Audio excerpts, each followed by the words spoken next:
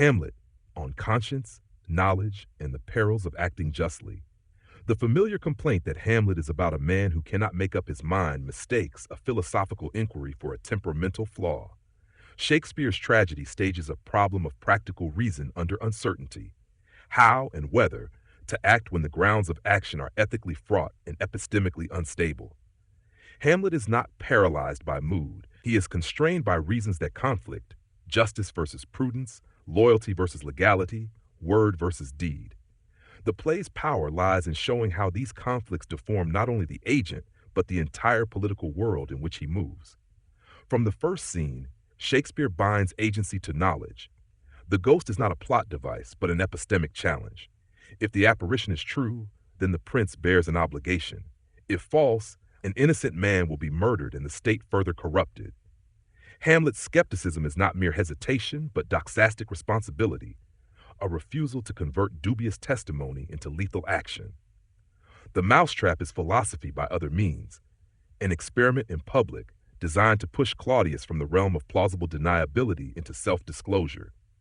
Theater here becomes a technology of truth. The ethical point is acute.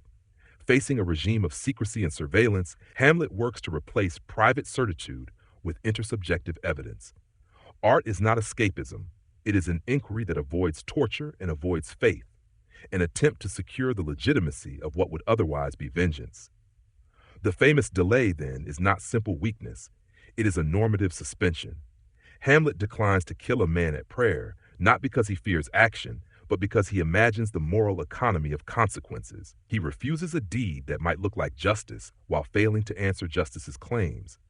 The calculation is theologically inflected, yet philosophically legible, a hybrid of deontic constraint, I must not punish without warrant, and consequentialist caution, I must not choose a moment that falsifies the purpose of punishment. This is not casuistry for its own sake. It is the structural predicament of an agent who knows that ends and means contaminate each other. If revenge is to become justice, it must be disciplined by reasons that survive scrutiny. Language in Hamlet is therefore not garnish, but the field of battle. I know not seems remains the prince's manifesto against appearances without warrant. Claudius governs through surfaces, public piety, administrative competence, the vocabulary of health and safety. Polonius, the court's babbling intelligence chief, is bureaucracy given voice, procedural zeal without ethical depth, surveillance of Hamlet, of Ophelia, of the body politic, creates an environment in which speech is instrumentalized and truth is managed for utility. Shakespeare's Denmark is not a melodramatic tyranny.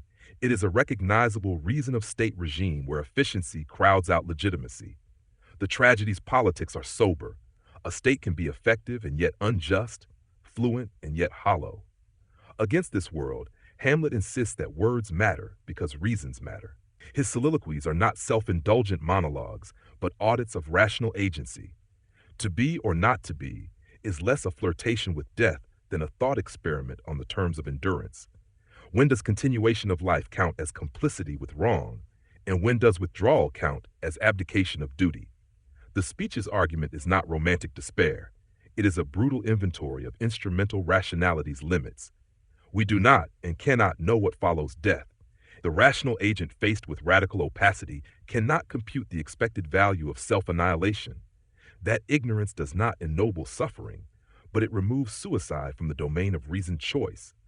Survival for Hamlet becomes not optimism, but a discipline of bearing, to live because one's reasons do not yet authorize leaving. Ophelia exposes the costs this discipline exacts on others. Hamlet treats her as a node in the court's system of spying and as a witness to his feigned and then unfeigned disorder. She is shattered by a network of imperatives, filial obedience, political exploitation, erotic confusion that permits no stable practical identity. Her collapse is not an interlude of madness. It is an indictment of the way the court contaminates private lives. If Hamlet stands for the ethics of scrutiny, Ophelia stands for the casualties of scrutiny's cold fire. The duel that ends the play is not merely a dramatic necessity. It is a grim convergence of contaminated agency. Laertes seeks revenge by treachery, a mirror image of the very injustice he avenges. Claudius weaponizes sport. Hamlet, having finally abandoned hyper-reflection for readiness, the readiness is all, accepts contingency rather than mastery. This readiness is not quietism. It is an acknowledgement that a complete theory of action is impossible under conditions of deceit, and that moral responsibility sometimes demands action under non-ideal justification.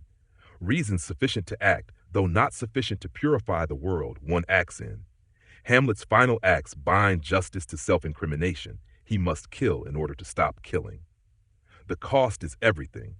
Gertrude, Laertes, Hamlet himself, and the result is a provisional political settlement delegated to Fortinbras, a foreign prince whose virtue is competence, not grace.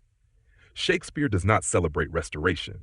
He documents a forensic repair that leaves the deeper problem, the court's appetite for manipulation, unrefuted. What then does the play argue? First, that conscience is not the enemy of action. Conscience is the time that justice takes. Second, that knowledge worthy of action is rarely granted.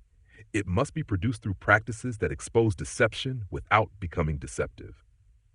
Third, that politics corrodes ethics not only through violence, but through administrative speech that empties duty of content while saturating it with procedure. Finally, that tragedy is not the punishment of the irresolute, but the cost of acting justly in a world designed to make justice look like delay and delay look like guilt. In that light, Hamlet remains the indispensable drama of modern agency. It refuses the consolations of pure heroism and pure theory alike.